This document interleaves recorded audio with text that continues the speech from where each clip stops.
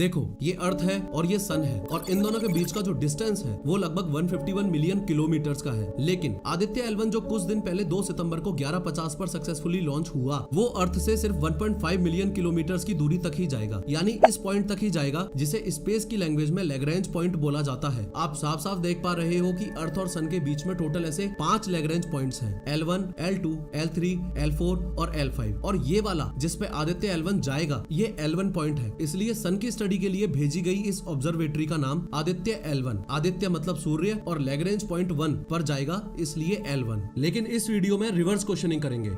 Aditya L1 को space में क्यों भेजा गया ये भूल जाओ। क्यों ना ये समझा जाए कि इसरो का आदित्य L1 प्रोजेक्ट अगर एग्जिस्ट ही ना करता तो सन को स्टडी करने से रिलेटेड ऐसी क्या क्या ऑब्जर्वेशंस होती जो हम मिस कर जाते। एंड मोर ओवर क्या ये ऑब्जर्वेशंस मानवता के लिए सच में मायने रखती हैं? मीनिंग इसरो के लेटेस्ट स्पेस मिशंस के अराउंड होने वाली जियोपॉलिटिक्स प्लस ये सोशल मीडिया में चल रही #ProudOfISRO वाली लहर अपनी जगह पे सही है और होनी भी चाहिए क्योंकि स्पेस नासा के बाप का थोड़ी है। लेकिन इस आदित्य L1 मिशन की टेक्निकलिटीज एंड साइंटिफिक इंपोर्टेंस अगर आपको पता हो तो 4 लोगों के बीच आदित्य L1 के बारे में बोलते वक्त दूसरों को आपकी बातों में एक वजन महसूस होगा और यही आज की वीडियो का मकसद है। क्योंकि दिक्कत ये है कि हमको जो बचपन से पढ़ाया गया है उसके मुताबिक ये सन है, ये अर्थ है और सनलाइट की मदद से, सोलर एनर्जी की मदद से और सोलर ग्रेविटेशनल पुल की मदद से अर्थ पर लाइफ सस्टेन हो पाती है। लेकिन पूरी असलियत कुछ और ही है। बात 1 सितंबर 1859 की है। सब कुछ नॉर्मल था, लोग अपनी आम जिंदगी जी रहे थे, रोजाना की तरह कामकाज कर रहे थे। लेकिन अचानक कुछ ऐसा हुआ कि लोगों के पैरों के नीचे से जमीन खिसक गई और उन्हें लगने लगा कि ये इस दुनिया का अंत है। इस इवेंट को कैरिंगटन इवेंट बोला जाता है और उस दिन सन से निकले हुए बहुत ज्यादा पावरफुल जियोमैग्नेटिक स्टॉर्म ने अर्थ को हिट किया था। लोगों को ये कैरिंगटन इवेंट दुनिया का अंत इसलिए लगने लगा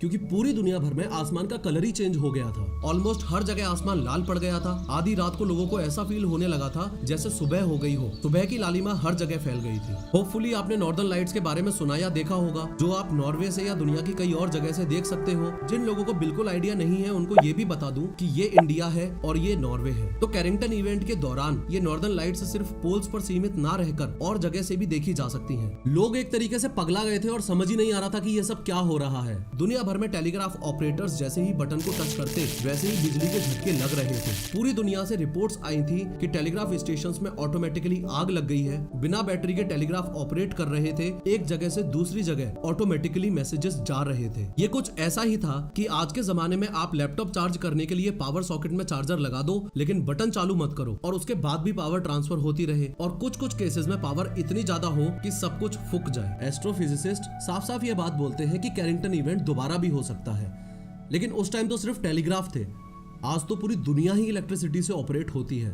आज के दिन अगर कैरिंगटन इवेंट जैसा कुछ हुआ तो जो $100 of trillions का नुकसान होगा वो अलग, और वापस सारे इलेक्ट्रिक ग्रिड स्टेशंस को बिल्टअप करने में जो 4 से 6 साल लगेंगे वो अलग। लेकिन 2 जरूरी सवाल, सबसे पहला तो ये कि कैरिंगटन इवेंट हुआ ही क्यों, और दूसरा सवाल जियोमैग्नेटिक स्टॉर्म जिसने 1859 में अर्थ को हिट किया था वो एग्जैक्टली क्या है और आदित्य L1 इन सारी चीजों से कनेक्टेड कैसे है। ध्यान से समझो। अपने घर की बालकनी में खड़े होकर देखने पर ये जो शांत सा, क्यूट सा, गोल मटोल सोर्स ऑफ लाइट यानी सन आप देख रहे हो, इसे ही अगर पास में जाकर देखा जाए तो ये आग का धधकता हुआ गोला है। सन को धरती से देखने पर ऐसा लग रहा है जैसे बेचारा कितना शांत स्वभाव का है। लेकिन अब स्पेस में आ जाते हैं और आदित्य L1 की इंपोर्टेंस को एकदम फंडामेंटली स्टेप बाय स्टेप समझते हैं। देखो ये जो सन की सबसे आउटर लेयर है इसको बोला जाता है कोरोना। इसके नीचे वाली लेयर है क्रोमोस्फियर, उसके नीचे वाली लेयर है फोटोस्फियर और सबसे सेंटर में ये जो सन का पार्ट है इसे बोला जाता है कोर। ये इतना ज्यादा गर्म है, इतना ज्यादा गर्म है कि कोर में इसका टेम्परेचर है 1,50,00,000 डिग्री सेल्सियस। बेसिक रेफरेंस के लिए आपको याद दिला दूं कि सिर्फ 50 डिग्री सेल्सियस की धूप में खड़ा होना हमारे लिए मुश्किल हो जाता है और सिर्फ 100 डिग्री सेल्सियस पर पानी उबलकर भाप बन जाता है। अब इमेजिन करो 1,50,00,000 डिग्री सेल्सियस। सिमिलरली इसके कोर में हो रहे केमिकल रिएक्शंस के चलते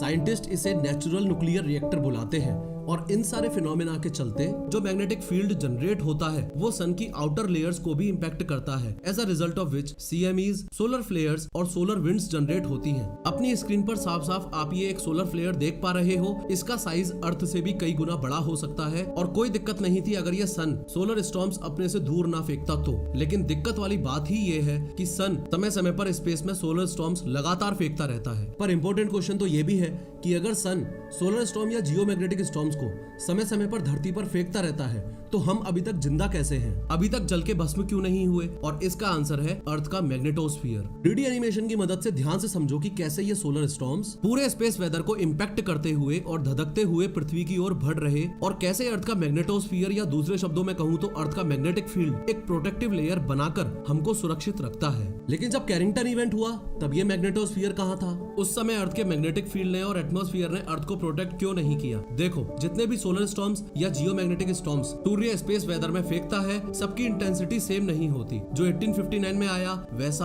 आज तक नहीं आया, वो इंसेनली पावरफुल था। और दूसरा इंपॉर्टेंट फैक्टर है लोकेशन का। उस समय सोलर सिस्टम में सन अर्थ की लोकेशन कुछ ऐसी थी कि इम्पैक्ट हद से ज्यादा हुआ। अभी ये मैग्नेटोस्फीयर या अर्थ का मैग्नेटिक फील्ड हमको सोलर स्टॉर्म से बचाने में तो बहुत पॉजिटिव रोल प्ले कर रहा है, लेकिन आदित्य L1 के केस में यही मैग्नेटोस्फीयर काफी नेगेटिव रोल प्ले कर रहा था। ध्यान से समझो कैसे। बात जनवरी 2008 की है। आदित्य L1 मिशन को उस समय सिर्फ आदित्य नामक एक्सपेरिमेंटल मिशन के रूप में सोचा गया था और सिर्फ 3 करोड़ रुपए का बजट इसके लिए डिसाइड किया गया था। इनिशियली ये सोचा गया था कि इसको LEO यानी लो अर्थ ऑर्बिट में लॉन्च किया जाएगा और ये पृथ्वी के चारों तरफ घूमते घूमते ही सन को स्टडी करेगा। तो ये मैग्नेटोस्फीयर ओल्ड आदित्य मिशन को इम्पैक्ट इसलिए करता क्योंकि सन को बेस्ट वे में स्टडी करने के लिए जो कुछ इसको चाहिए था वो सब तो अर्थ का मैग्नेटिक फील्ड पहले ही रोक लेता। लेकिन आज का जो आदित्य L1 मिशन है वो इस मामले में बहुत ज्यादा स्पेशल है। 2 सितंबर को 11:50 पर जो आदित्य L1 मिशन लॉन्च हुआ उसकी ट्रेजेक्टरी को ध्यान से समझो। सबसे पहले तो ये भी ऑब्वियसली लो अर्थ ऑर्बिट में जाएगा ही, लेकिन उसके बाद ऑर्बिट मैन्यूवरिंग कर करके अपने एलिप्टिकल ऑर्बिट्स को रेज करता रहेगा और फाइनली एक समय ऐसा आएगा जब ये अर्थ के स्फीयर ऑफ इन्फ्लुएंस को छोड़ देगा और क्रूज फेज में एंटर कर जाएगा। क्रूज फेज में एक बार और मैन्यूवरिंग करेगा और फिर L1 लैग्रेंज पॉइंट के अराउंड जो हेलो ऑर्बिट है उसमें आने वाले 5 साल 2 महीने तक रहेगा और 24/7 सूर्य को स्टडी करता रहेगा। लैग्रेंज पॉइंट L1 को समझने में अगर अभी भी दिक्कत आ रही है तो इसको ऐसे समझो कि ये स्पेस में एक ऐसा पॉइंट है जिस पॉइंट पर इक्विलिब्रियम अचीव हो गया हो। चलो और इजी कर देता हूँ, ये अर्थ है और ये सन है। अर्थ का भी ग्रेविटेशनल फील्ड है और सन का भी ग्रेविटेशनल फील्ड है। सन के ग्रेविटेशनल फील्ड ने ही अर्थ को होल्ड किया हुआ है और ये सन के अराउंड ऑर्बिट करती रहती है। लेकिन टोटल ऐसे 5 पॉइंट्स हैं जहाँ इक्विलिब्रियम अचीव्ड है, यानी कि टोटल ऐसे 5 पॉइंट्स हैं जहाँ सन का ग्रेविटेशनल पुल और अर्थ का ग्रेविटेशनल पुल एक दूसरे को जीरो करते हैं। इन पॉइंट्स को ही लैग्रेंज पॉइंट बोला जाता है। इन लैग्रेंज पॉइंट्स पर ऑब्जर्वेटरी को भेजा जाए तो सबसे कम फ्यूल खर्च होगा। ये 5 पॉइंट्स आपकी स्क्रीन पर ये रहे, L1, L2, L3, L4 और L5। पर सवाल तो ये भी है कि आदित्य L1 मिशन के लिए इसरो ने सिर्फ L1 ही चूज क्यों किया, बाकी क्यों नहीं किए? देखो, L3 पर जाना तो संभव ही नहीं है तो उसको तो लिस्ट से हटा ही दो। L2 पर ऑलरेडी जेम्स वेब टेलीस्कोप घूम रहा है और L2 पर आदित्य L1 जाता भी तो भी बीच में अर्थ आती और सन की उस लेवल पर स्टडी नहीं हो पाती। L4 और L5 पर ऑलरेडी नेचुरल डेब्री इतनी ज्यादा है कि वहां पर आदित्य L1 के अनफॉर्चुनेट क्रैश के चांसेस काफी बढ़ जाते हैं। लेकिन L1 एक ऐसा पॉइंट है जहां सन और आदित्य L1 के बीच में कुछ भी नहीं है। जिस इंसेन लेवल का काम का डेटा आदित्य L1 इसरो के पास भेजेगा वो अपने आप में एक बहुत बड़ी अचीवमेंट होगी। आदित्य L1 का एक इंपॉर्टेंट टारगेट इस चीज को भी स्टडी करना है कि जो सन की अलग अलग लेयर्स मैंने आपको दिखाई थी उसमें जो क्रोमोस्फीयर है यानी बाहर वाली लेयर उसका टेम्परेचर ज्यादा है इन कंपैरिजन टू फोटोस्फीयर, जबकि सन के कोर से अगर डिस्टेंस देखा जाए तो क्रोमोस्फीयर ज्यादा दूर है यानी उसका टेम्परेचर कंपैरेटिवली कम होना चाहिए था। लेकिन उल्टा है, तो जो उबलता हुआ आग का गोला हमारे सोलर सिस्टम के बीचों बीच है उसको स्टडी करने के लिए और उसकी वजह से सोलर सिस्टम्स वगैरह आते रहते हैं